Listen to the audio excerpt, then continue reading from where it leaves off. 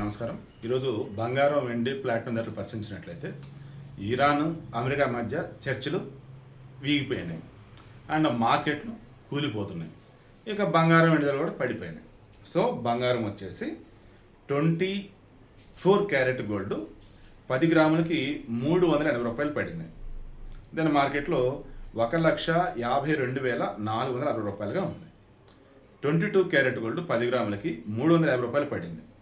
1,39,750 రూపాయలుగా ఉంది. 18 carat gold 10 గ్రాములకి 290 రూపాయలు పడిపోయింది. 1,14,340 రూపాయలుగా ఉంది. ఇక వెండి వచ్చేసి కేజీ 5,000 రూపాయలు పడిపోయింది. 2,60,000 రూపాయలుగా ఉంది.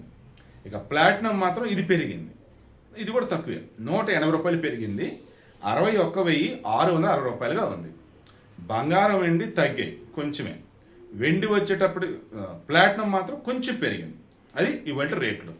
మళ్ళీ చెప్తున్నా, అన్ని స్టేబుల్గా ఉన్నారా వరల్డ్ అంతా అనుకున్నప్పుడు ఫస్ట్ పెరిగేది బంగారమే, గుర్తుంచుకోండి.